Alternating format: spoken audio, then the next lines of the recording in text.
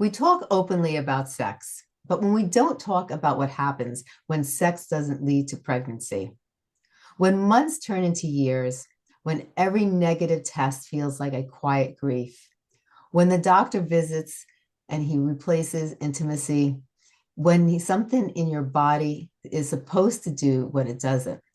Infertility affects millions of people, but most suffer in silence. Today, we're breaking the silence. Joining me is Dia Claudia Schwarz. She's a certified neuroscience and integrative health expert, founder of NÜØT, and someone who has personally went through IVF. Her son was born through IVF, and today she is here to talk about the biological, emotional, and deeply human side of infertility. Dia, I am so grateful to have you to the show today. I know I just want to start here because I just want to dive right deep into it. You know, what is infertility? Why is it such a personal mission for you? Hi, Stacey. So great to meet you again and to be with you in the show. And we have done a few shows, few podcasts together, and this one is a very special one. It's very dear to me because it's a personal one. Yeah. You mentioned it. I have been through it myself, but this is not the Dia podcast about what I have been personally through. I just wanna I just want to empathize with everybody who is going through this journey. And Yeah. I know what I'm talking about from a professional, but most importantly, from a personal perspective. And, the topic moves me so deeply because infertility is never just medical. It touches identity, it touches intimacy, it touches womanhood, but at the same time also masculinity. So Yes. also touches hope. Hmm. As I said, I went through IVF myself. My son was born through IVF. It's the biggest gift. So Yes. it's IVF for me. It's like a very painful story, and on the other hand, I would call it the most successful one in my life. But I Yeah. also know the injections, the early morning blood test, the stress, the concerns, even talking about myself feeling worthless. I'm not even Mhm. able to become pregnant. I'm not even able to receive a child. I'm not able to become a mother. That is a very painful feeling. And Yeah. then it's as I said, IVF is a powerful medicine, but it's also physically and emotionally very intense. What struck me the most, actually, I was even thinking of writing a book about that, is the silence. Because you mentioned at the beginning, we talk about sex, we celebrate pregnancy announcement, but we do not talk about what's happening when this sex doesn't work, Yeah. when ovulation stripes and replace any time of intimacy or spontaneous intimacy, when literally intimacy becomes scheduled, when Yeah. every period, when it doesn't work, feels like a grief. And that silence just needs to end. Oh, That yeah. needs to end. There should be no shame. And Exactly. everybody listening out there, and I'm not only addressing the woman, I'm also addressing the man, because they feel so hopeless very often. Um, Hmm. Even the communication between the couples, they both feel hopeless. There's a Yeah. huge grief. And if we would discuss that more openly, and we're doing that today, we talk about numbers. And why do we talk about numbers? Not because we think we're just a number, this is just a number. No, because numbers matter. We do not feel so alone. It's not only you as a woman, not only you as a man who is listening now going through this. You're not alone. And we're talking about the reasons why this fertility and these numbers are so much increasing. And we hopefully talk about potential solutions. Oh, yes. Yes. Yeah. Infertility is not just, medical. It affects our identity. It affects our confidence. It affects our Yeah. relationships. Dia, what does infertility do emotionally to women? every woman deals with it differently. Some of the women really literally feel they are worthless. Some of them are, they are not only losing their identity, they're literally losing their hope, because we're so much connected to, everything is built around, we're gonna have a family, we're gonna build our life. Reproduction is something biological. It's a deep desire. That is not only a psychological thing. This is driven by hormones. So everybody feels different. Some women really suffer from heavy depressions, and even worse after that, unsuccessful fertility journey. And even some who had a successful fertility or IVF journey, they are very much in panic, because it didn't happen naturally. So every woman deals differently with it. But as I said in the beginning, there is too much silence about that, because I really, Stacey, I want to talk about numbers, so people would maybe not feel so alone. I think that's a great idea. Yeah, it's when we started, we made a product for female fertility with NØØT, and the reason for it was I was trying to get support, and not only medical support or hormonal support, so mental support. And then when we created this product with my team, we looked in all of that, but we also looked into the numbers. And in fact, about 1 in 6 couples globally experiences infertility. 1 out of 6 couples. So in the US, millions are navigating through this right now in this moment. And another thing is IVF cycles can cost like $15,000, $25,000 or more, and multiple cycles are needed. So that's a different angle, right? Yeah. It's not only that you have the issue that you maybe you have a fertility issue, you maybe also have a huge financial issue, because you cannot afford it. So there are several layers. If you can afford it, or even your health insurance takes care of it, that's great, but it still doesn't mean that it affects you less. And something people rarely talk about is that 40 to 50% of infertility cases involve male factors.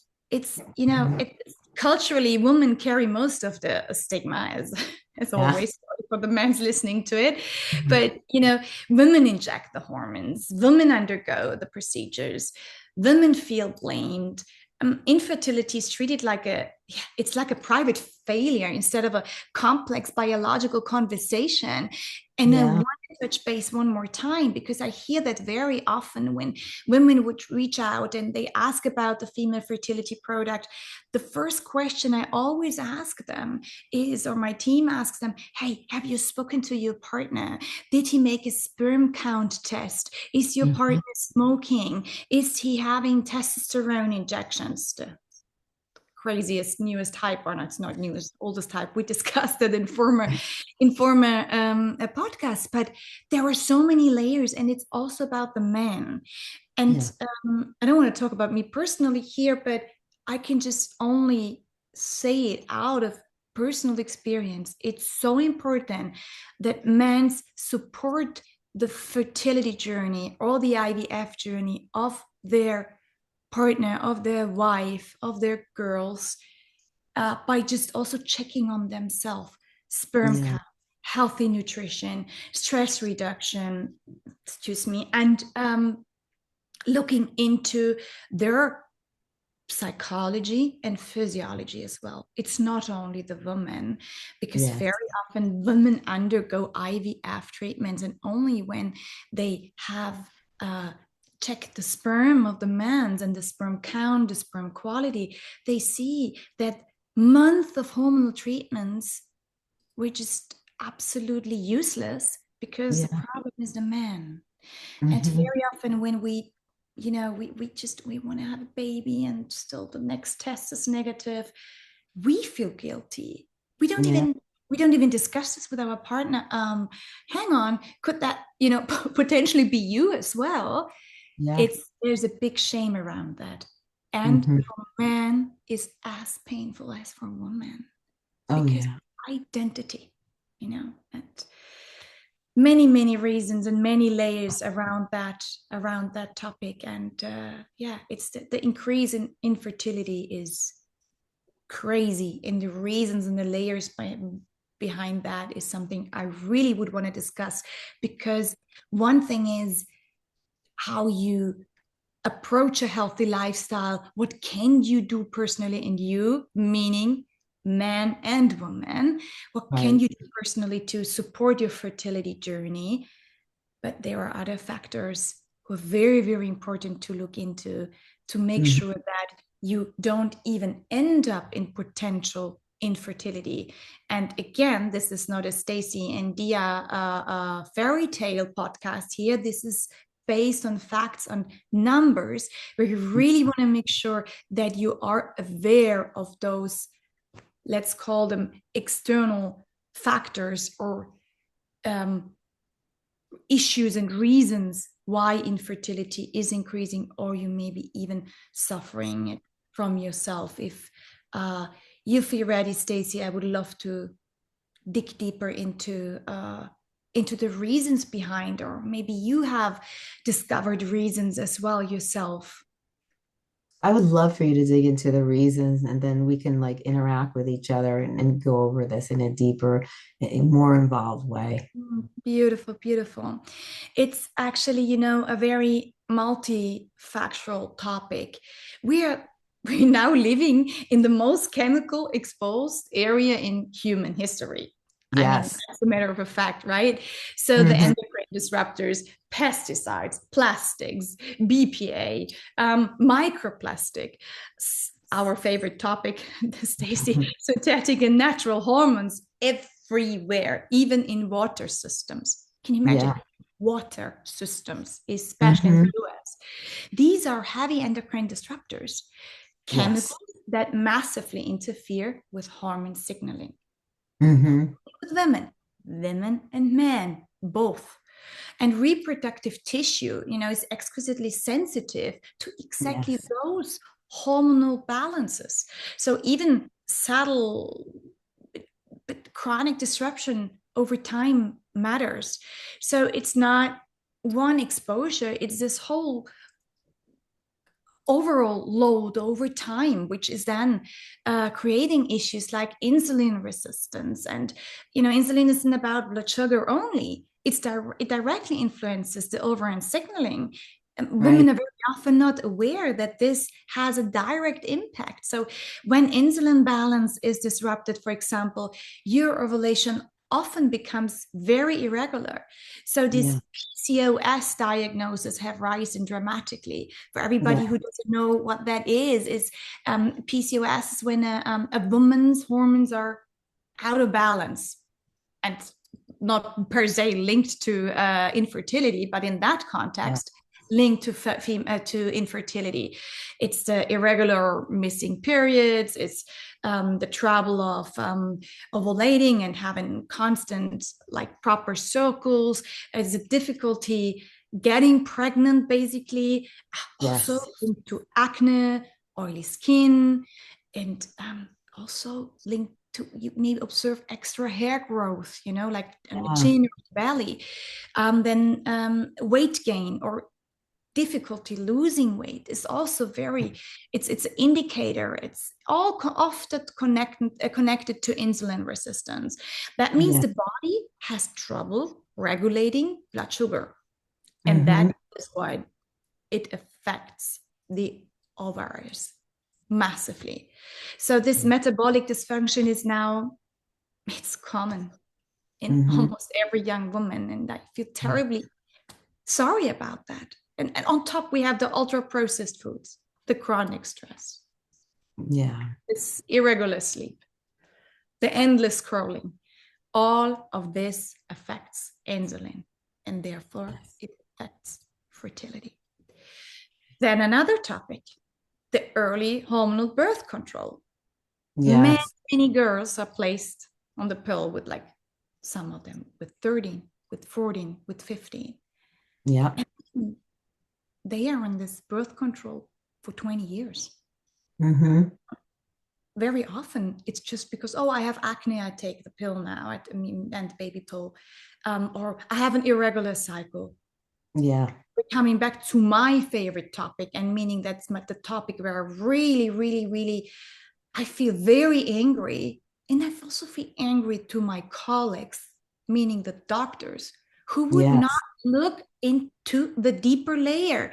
Why this girl has an irregular cycle? Why Mm-hmm. this girl has acne? What about gut health? It's people don't look, or very often doctors don't look into the reasons behind. And Yeah. it's not the responsibility of a 14-year-old to decide that. They are Yes. unhappy about acne, or they are unhappy about painful menstruational cycles or irregular cycles. They need help. But the Yes. help, again, is not a pill, not our female fertility supplement, not any kind of pill. That's not help. That's suppressing symptoms again. Because guess Yep. what? The pill does what? It suppresses your ovulation. That's how it Exactly. works. And now, everybody's wondering, after taking 20 years anti-baby pill, that ovulation is all over the place after that. Right. How shall your body just recover, like this? And ovulation is also not just about pregnancy. It's your biological rhythm, the Yes. communication between your brain, your ovaries. It's your hormonal balance. So Mm-hmm. some women, they transition off easily, and others need a lot of time to restore endocrine signaling. We need Yes. to give the body time. That's another very important topic I want to mention. It's like we feel like, okay, I'm taking the anti-baby pill, I'm not getting pregnant. I Right. stop taking it, I'm getting pregnant. Mm-hmm. No. Please, colleagues, everybody listening out there, doctors, please educate women on potential, or in fact, side effects. And Yeah. please also educate them on a phase of transition, especially when women stop taking the anti-baby pill. Chronic stress is another factor. Oh, We yeah. glorify productivity, especially in the US, right? We glorify Mm-hmm. it. I mean, I cannot say we because I'm German, but I'm there so much, and I love the country. I love it for its productivity, for getting things done, for being successful. Oh, it hurts if you're not successful with the most basic thing, getting pregnant. It hurts so deeply. And chronic stress is such a massive impact, or such a massive factor, Yeah. especially for this, and I'm talking about myself now as well, high achieving woman, balancing career, motherhood, relationship, fitness.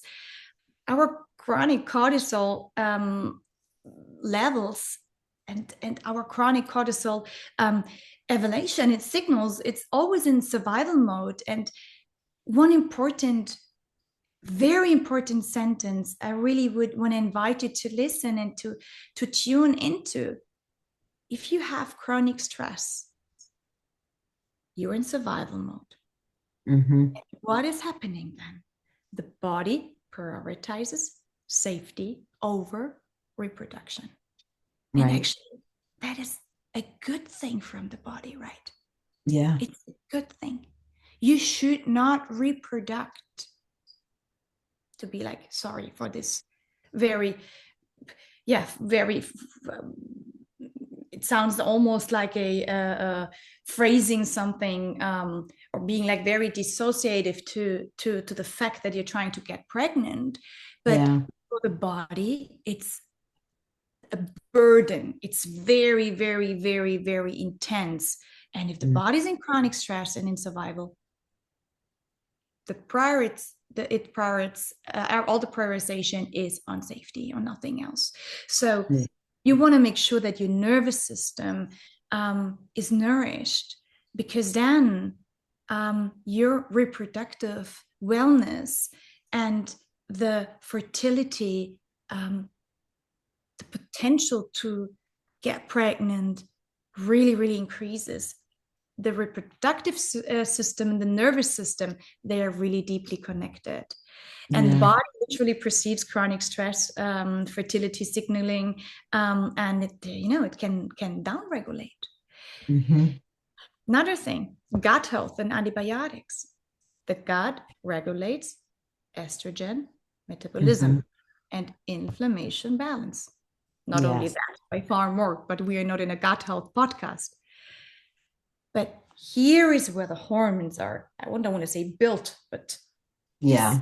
have more neurons going up than from here going down. This is very interesting to keep it very simple, right? That's something Yeah. which when I studied and went deeply into my studies of neuroscience, I was like, hang on a minute, this is where the party's going on, not here.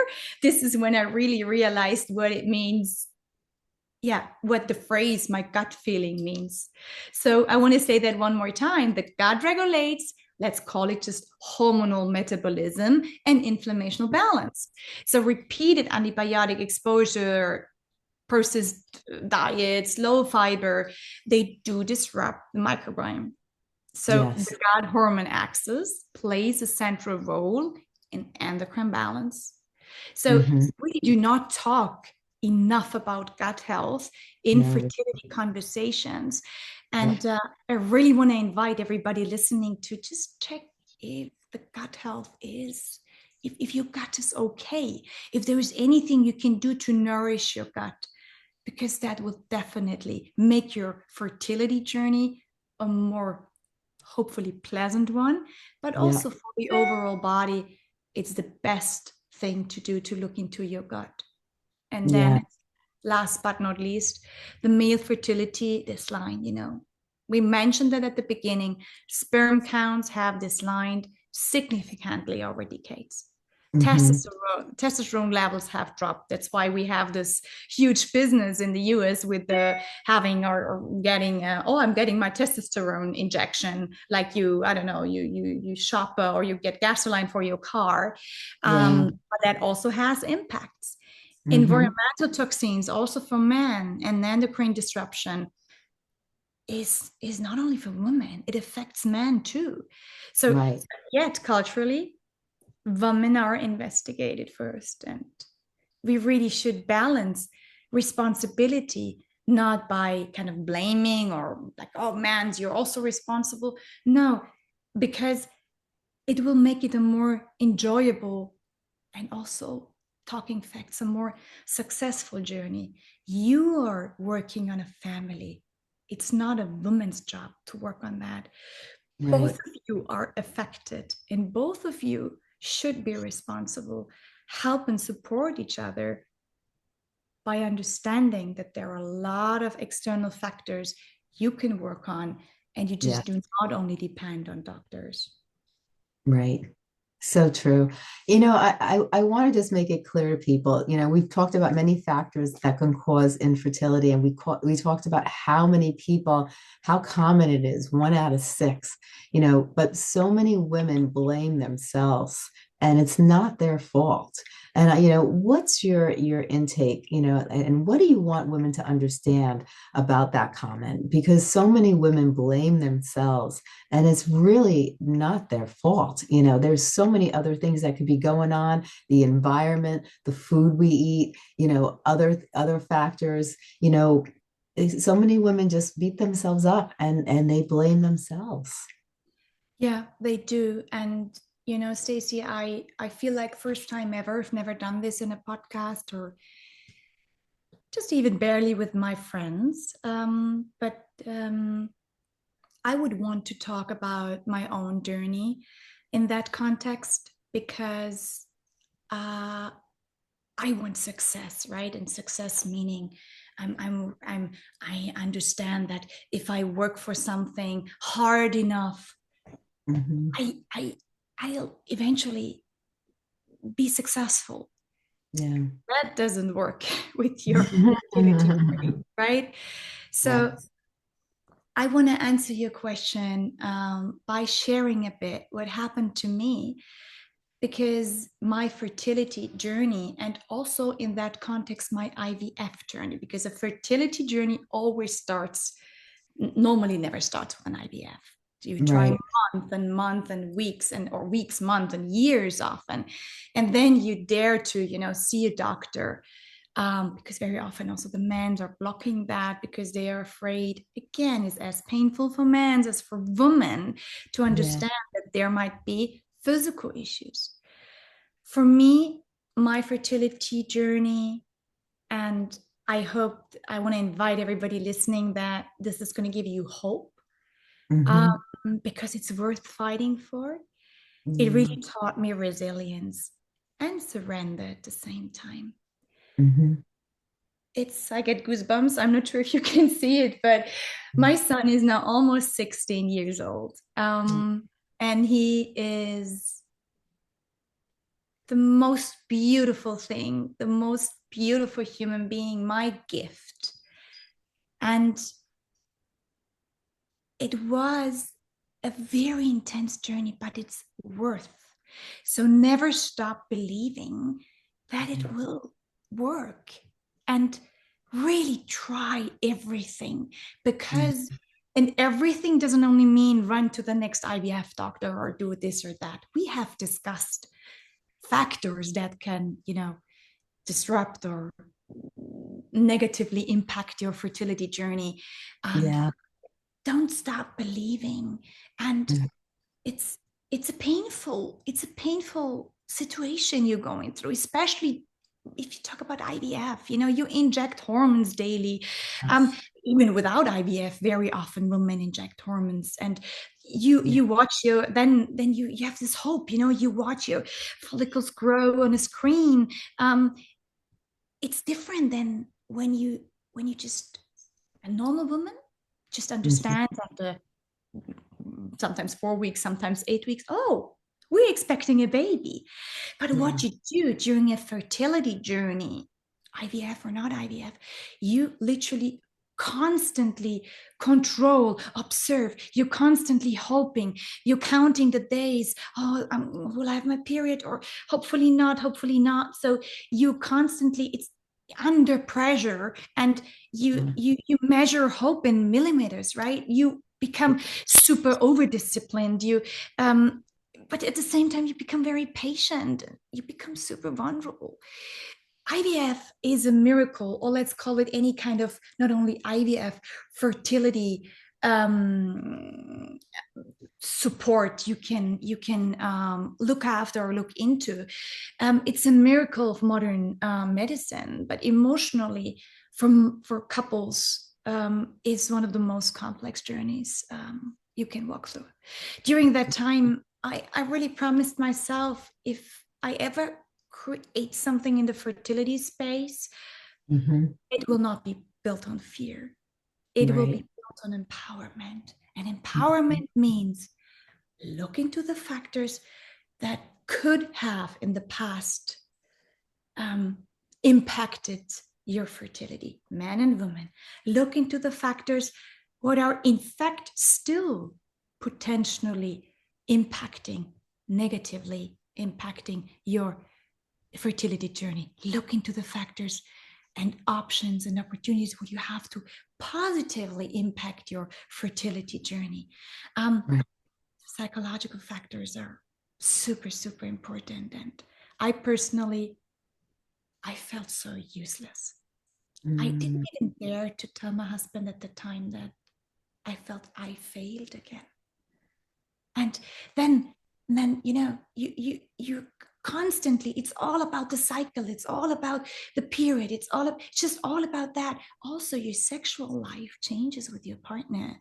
It's like, okay, now we have a date, now we have to do this, now we have to do that. Or even crazier, a man gives the sperm, hands it out to the IVF center. It's a total different situation. And it's something which deeply, deeply impacts the couple's life as well and partners, and many relationships fall apart. I really want to encourage you to speak openly, look into the psychological factors, and don't stop believing. Right. How does it affect the communication between partners?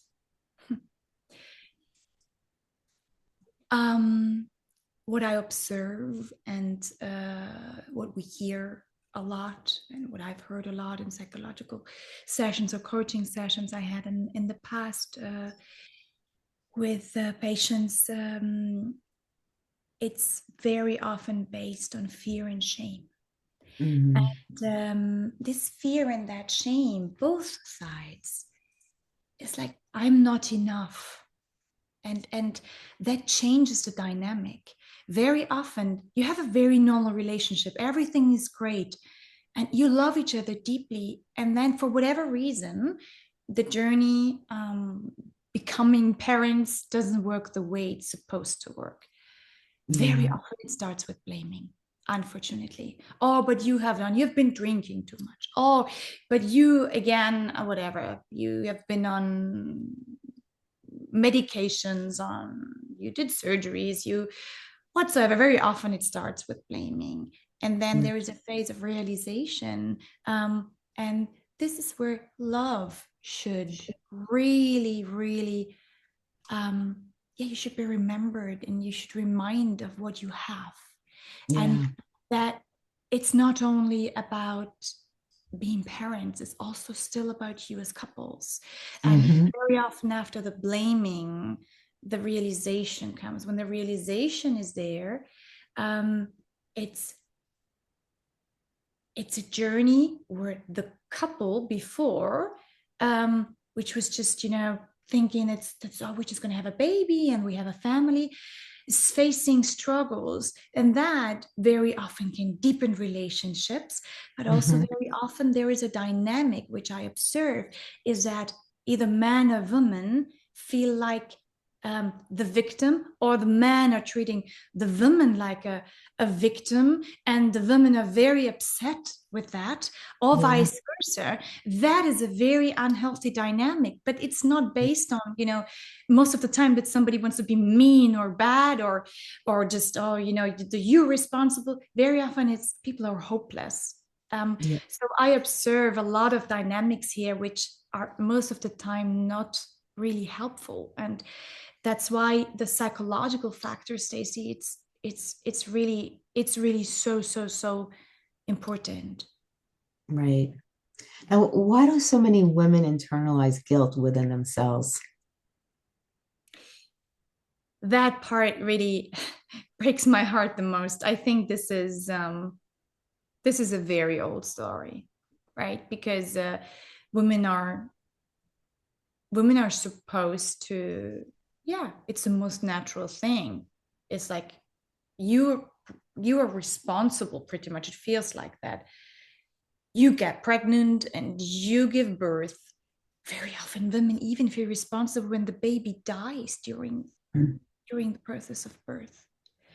It's a general thing that mothers, they do feel responsible, and they are, very often they are responsible, right? When a woman is pregnant and the man disappears, the baby will still make its way. Yeah. Other way around, it's not happening. The women are connected with their body, and I think that is the beauty. But on the Mm. other hand, um, it's a huge responsibility we carry within us anyway. But we're also taking on this responsibility if our body is not functioning the way we would wish. Right. We take on the blame. But ladies, don't take on the blame. Don't Yeah. take on the blame. You're not responsible for your past, right? You're responsible for your here and now and for your healing. So Yes. blaming and shame should have no space here. And Yes. still, and I know it from myself, I Hmm. was hiding even when I was crying, because my husband was like, come on. It's not your fault, right? It's not your Yeah. responsibility, but still I felt it is. Yeah. I felt it is my responsibility. And then I was even hiding from him to cry, to not show him that I still feel guilty. And Yeah. the fear, another thing is the fear. Oh, is he going to leave me? Is he going to divorce me? That is another part. And very often it happens, or it still Yeah. happens nowadays. The woman is responsible. If she's not pregnant, it's per se the woman's fault. In many cultures is still the case. And Mm-hmm. then they will, in some cultures, they just exchange women, and even worse. So I think it's not only the personal thing only, it's the overall situation and the overall understanding of the entire world and what we have been told and what we think is right, that passed on to us. It's literally a belief. It's an old belief that is Yes. not so easy to erase or to get rid of. I would even call it, Stacey, it's collective. It's Mm-hmm. this. And it should be a sacred journey, but it's a collective guilt we're Right. still carrying. And that is painful. And that leads me into something I really would want to touch, the psychological factors here, because infertility just does not, only challenge the body, it really shakes identity.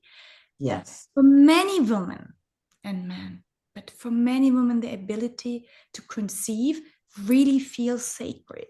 And the creation is woven into our biology, our cycles, our rhythm, our capacity to nurture.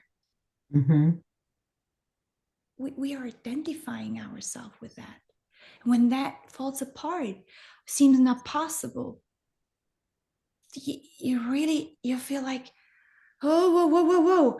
How is my life going to look like? Will my partner divorce me? Will I even find a new partner again? Oh my God, I cannot become a mother. We can't become a family. It's really shaking identities.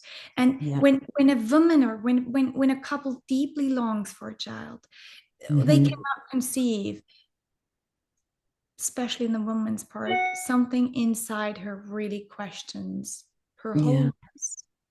Why can't my body do what it's made to do? Am I Yeah. broken? You said it, right? Am I less of a woman? It's that internal dialogue is devastating and it's freaking painful. Yeah. This sacred vulnerability in wanting a child. Month after month, you open yourself physically, emotionally, spiritually, and when your period comes again, it Yeah. feels like a loss. And Yeah. Stacey, it's that silent loss. There Right. is no funeral. There is no ritual. There is Mm-hmm. no acknowledgement. It's this private grief. Um, you don't even want to share with anybody. Yeah. How would you say to your friends, like, oh, sorry, I mean, again, was not possible. It just feels awful. Yeah. It's a lonely journey, but again, it's worth it. Right. Just nobody shows the tears after a negative test. Nobody shows it. Social media is full of this positive messages of baby announcements, so on and so forth. All that kicks in. So women often Yeah. were not able to participate that journey successfully. They feel useless, they feel ashamed, embarrassed, um, even like their own body betrayed them. And Yeah. then relationships suffer. Sex Mm-hmm. becomes scheduled. It's all a performance driven time thing. Yeah. Yeah, Romans turn into data, and women again internalize guilt. The poor men very often feel terribly helpless. Some Yeah. relationships grow stronger, some fracture, Oh, fail. yeah. All this disappointment. infertility in one sentence, it really can feel like a rejection from life itself. Yeah. You know, for me, there's a deeper truth. A Mm-hmm. woman's birth should not be, and for my truth, it's not defined by reproduction. Right. Feminine is not limited to biology. Mm-hmm. Yet the longing is real. Yes. That longing deserves reverence. And women and men, mostly women in that context, they need to feel held and not pressured. They need to feel seen and not compared. Yes. This infertility generally is an unacknowledgement grief. And Yes. grief requires what, Stacey? It requires compassion. Yes. And I think that's what women need emotionally during this time, don't you think? I absolutely agree. And that is why I really crafted female fertility. I really, really wanted a product within our NÜØT portfolio supporting that journey. That women, I want women to feel proactive, not helpless. And this whole female fertility, as we mentioned, it's a sacred journey. It's a beautiful, beautiful journey. But at the end of the day, it's also built around metabolic and endocrine support. So I cannot emphasize enough that you look into your past, you look into your now. Do I drink enough? Do I eat well? Do I avoid all the things we have discussed? And it's there are specialists out there who may even, for sure, know more than myself or we in this podcast.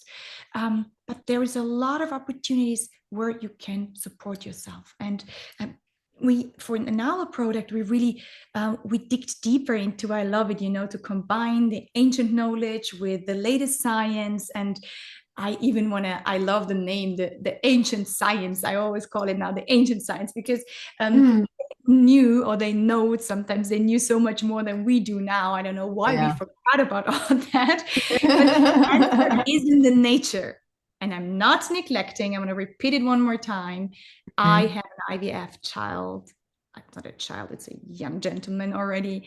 And I really am really grateful for the medicine and the science, but there is a lot of natural opportunities. That's why we created Female Fertility, and we digged into different ingredients who naturally support this journey and naturally support the mitochondrial energy, naturally support the hormonal balance, and making sure that you feel nourished from inside out. And you want to make sure, besides the product, what we've been talking about, our product, whatever product you're going to take, and I will not stop talking this in this podcast until we have mentioned it, you make sure, please, that your fertility, any kind of supplement, but your fertility product, again, I'm addressing you ladies and I'm addressing you gentlemen here listening, you want to make sure your supplement product does not contain any fillers. It's very important. We have been talking at length in this podcast about the impact of any unnatural or spikes or any impacts from food, processed food, hormones in food, even hormones in water. But you want to make sure when you have a supplement and you're in a fertility journey, or maybe you have fertility issues, men and women, you want to make sure you really avoid fillers. And fillers are like, let me just name the most important one. So when you turn the bottle, you look it up and you may recall it, or you may want to write it down. But I'm sure, Stacey, always, your team picks out the most important things here in this podcast. So I want to make sure that when people invest money in their health, that they look after good products. And I'm not saying that our Female Fertility from NÜØT is the only good product. I believe in it. We're using it. We're successful with it.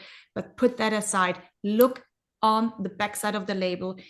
Please Hmm. do not choose products with fillers, those Yeah. as maltodextrin, magnesium stearate, um, silicon dioxide, any kind of industrial fillers, any kind of sweeteners.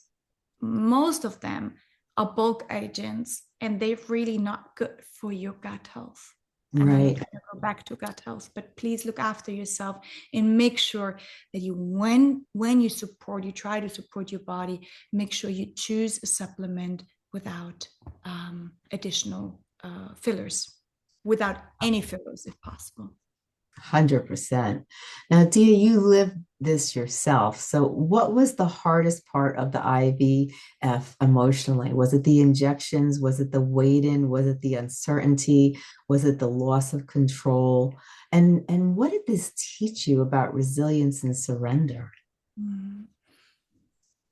Mm. All of it, Stacey, all of it. It's the mix of everything. Because one day you're very embarrassed that you have to give yourself injections, or sometimes your partner has to give you injections, and those are not very nice, right? Some of them, they have include heavy oily liquids, and it's sometimes also painful, but that's not the real pain. One is the physical pain. You get used to it. You're just like, okay, I have to do it. But it's Yeah, embarrassing because you feel, I felt like, yeah, why me? Why me again? Why is that not one thing which should just happen naturally? I have right. taken the antibaby pill for quite a while. That was for sure and very, very massive factor. But Yeah, I also suffered a lot from grief and family losses, so those family losses and those stress factors really, mhm, really have significant impact in your fertility journey.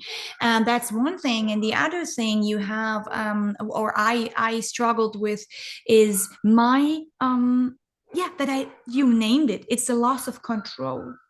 I like mhm. control. I like to make sure that things are, in order, and especially, this vulnerability, or this feeling of being so vulnerable and not, not able to gift my husband with with a baby. Like Yeah, it's a mix of everything. It was right, devastating. And especially when I tried it 7 times, and obviously 6 times it was not successful. And right. you already, hey, Stacey, you already know your baby Yeah, before anybody else would ever even know, any woman would know that she's pregnant.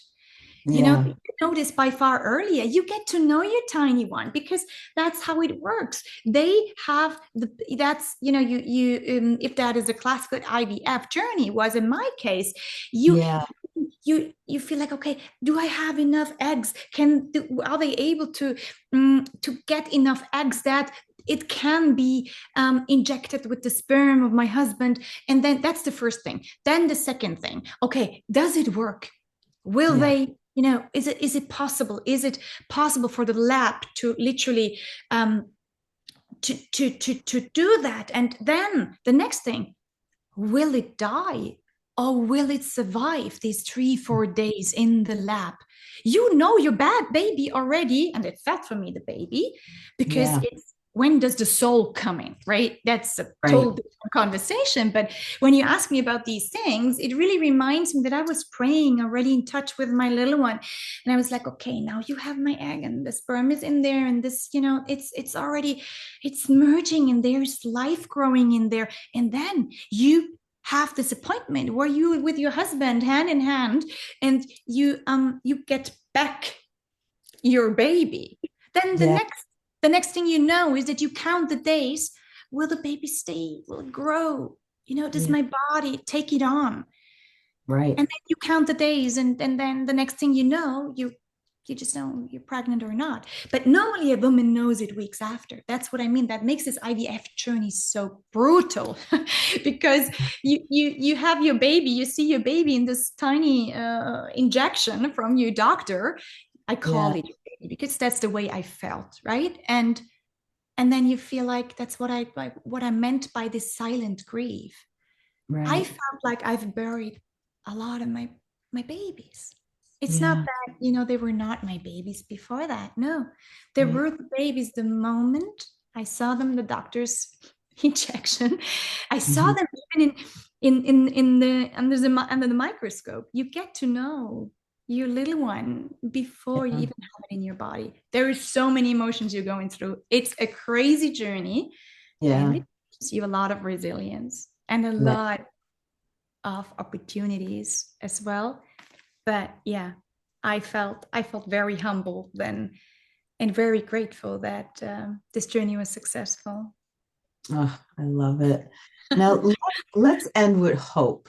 Now, Dia, Oh yeah. what would you say to women listening right now who feel broken, ashamed, or alone? What is the most important thing she needs to understand?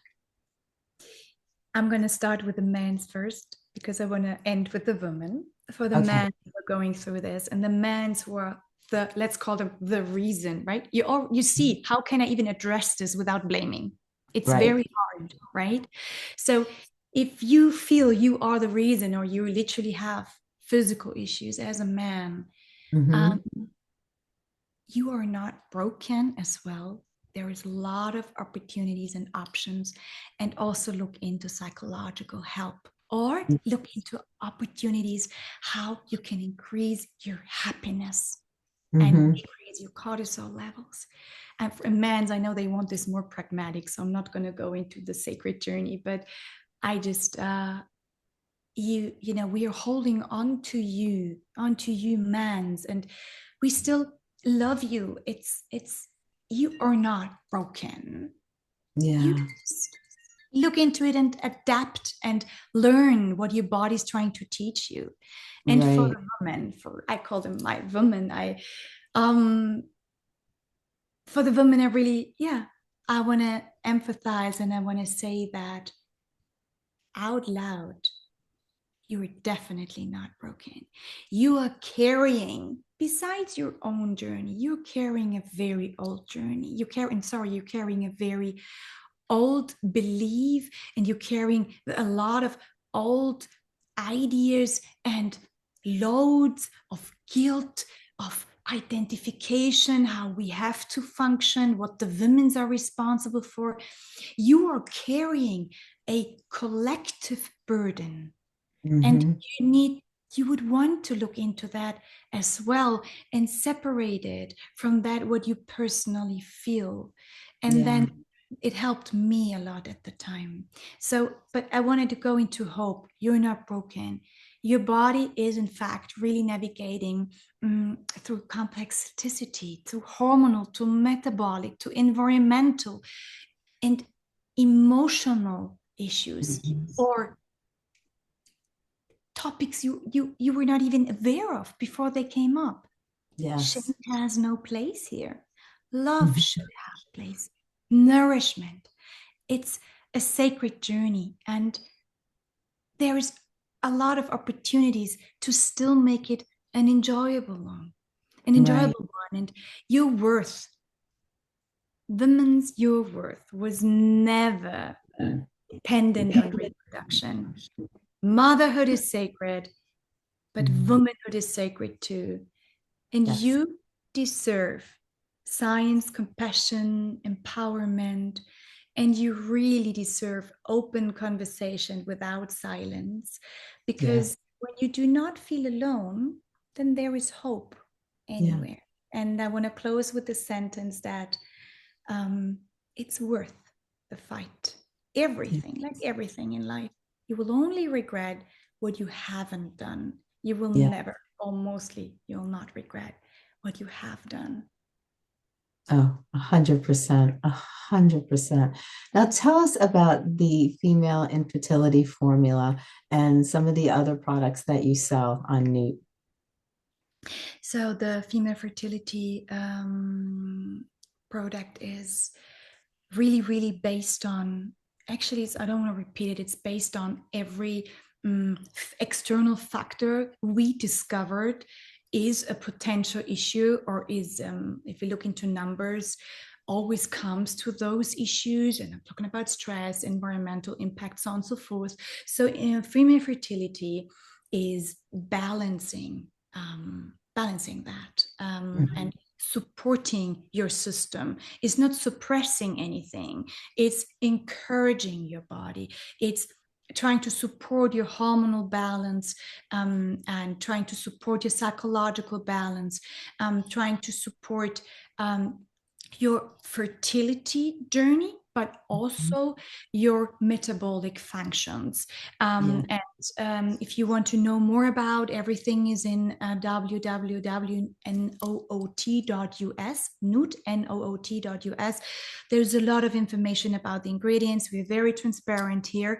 And then you will also, it's super cool to see because you know, I mean, we know about black pepper, for example, that just wasn't great. A tiny one, but there is so much knowledge, sacred knowledge, which you should dig into. Besides potentially buying our product or not, there is a lot you can learn, and this product combines all the things we have learned, we have understood from a science, but also from a natural perspective. And of course, we have in there our NÜØT fiber blend, which also stabilizes and nurses, looks after your gut, making sure that this gets a little care as well. Because we have now learned, or maybe most of the people already know that the gut is responsible for our hormonal balance, mostly. And the other products, our whole focus with NÜØT is having products without any absolutely without any fillers in it, natural products. But some of the products, when we go into a biohacking, longevity, they do have components which are not natural, but those are very well. If we talk about NAD plus, for example, right? People do love it, and it's such a great product. I mean, I'm now 43, turning 44, and I do love supplements, and I've made sure that our whole product line is based on, let's call it, desires and needs. That's why we have alpha male supporting men's on low testosterone levels, men who do not want to have these injections, or men's with low sperm count. So that's female fertility. We have talked at length about female fertility. That's for the women. But what men need, right? They do need proper magnesium. They do need a proper testosterone and hormonal balance in order to be able to support that journey of becoming parents. And but that was not only the topic. For example, very often there is no fertility issue, but there is a libido issue. People are so stressed, they just don't have sex anymore. I mean, how is that then? I mean, even possible? The schedule is crazy, but everybody has its career, and oh my God, we should have sex today. Oh no, I'm in New York and he's in, I don't know, wherever. It's a problem. So believe it or not, Stacey, very often, we haven't spoken about that, couples do IVF because they are not together at the time where it could naturally happen. Exactly. We live in such a crazy world. So IVF is not only for, let's call it, I provoke now on purpose, broken people, and I can do it because I'm part of it as well. No, it's very often a very modern way of, oh no, we're planning our fertility journey now. And even crazier, in the US, you have a lot of opportunities to sometimes even choose the gender. Of course, that's forbidden in Germany, for example. You can choose that will be the blonde baby, that will be the baby with the blue eyes. There are so many layers if you go into that discussion, but we were just talking about the product. So there's a lot of needs, right? People are having a lot of issues nowadays, and our product portfolio is trying to fulfill and work towards those needs. And at the same time, it's really, really, it relates to our philosophy that nature knows the answer. And if you combine nature with science, you have the best out of both worlds. And that's why we are super obsessed with nootropics as well, adaptogens, nootropics.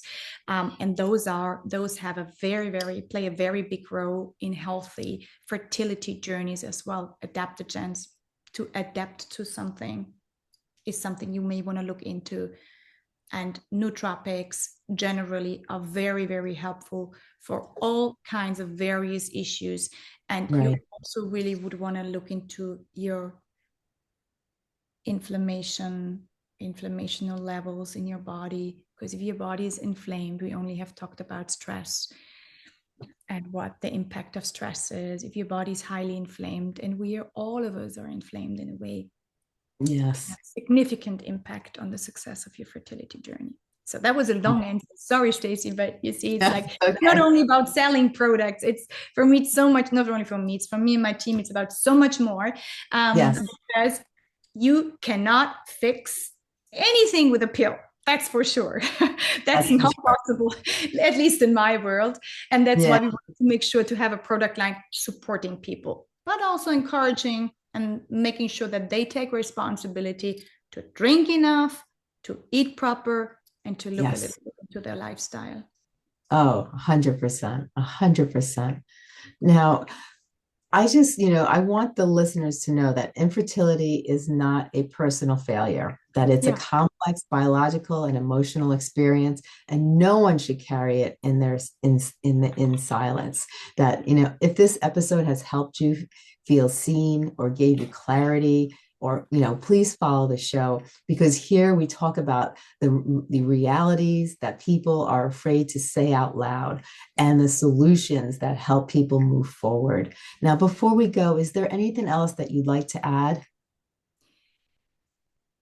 Something very personal, because I just observed myself how I feel, and I do feel so much lighter. And my son is now almost 16 years old. It still has such an impact on me, talking about it. As I said at the beginning, this was not a show Dia talking about her IVF journey or about her fertility issues. That is about facts and solutions and opportunities to optimize that. Yes. But I wanna say thank you. I want to say thank you to you, Stacey. I felt like I had a conversation with a friend. It always feels like that. And to everybody who is going to listen to that, stay strong. And thank you for listening to me, because I'm not sure if you helped me more than I may helped you, because I feel happy, relieved after 16 years. And I have to say, I feel very much excited, and I feel encouraged one more time that we are working with these products, and we have taken the decision, or I have taken a decision, thanks to you, Stacey, and thanks, the trust we have built, that I dare to talk about that very vulnerable part of myself. Thank you so much. Oh, thank you so much. I thank you. It took a lot of courage to share what you shared today. And so I just want to thank you for coming out, because you definitely are going to help a lot of women out there by sharing your story. So thank you so much, because I know how it feels when you share an intimate story. It's not easy. It's not easy. So thank you so much for coming on the show today, sharing this personal experience, and also for being proactive and finding a possible solution that could help women move forward in life and not feel that there is no solution. There is. And I just want to commend you on your journey. You've done so much, and I want to say thank you.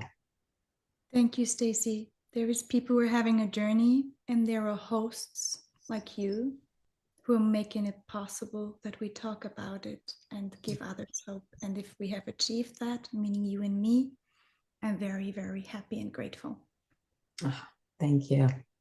Well, you have a great day, and I look forward to us speaking again. And I want everybody to know that Dia has her own podcast on our channel. You can go to her podcast and you can see all the different podcasts that she's taped previously. She's taped many podcasts on all different types of subjects related to helping yourself and naturally, and balancing hormones, and being able to really get your body in their most overall health it could possibly achieve. So take a look at her podcast. You'll be very pleased with it. And if you have any questions, feel free to send it to us and send it to Dia. and we'll be happy to answer them the best we can. Thank you so much for coming on the show, and thank you. Thank you.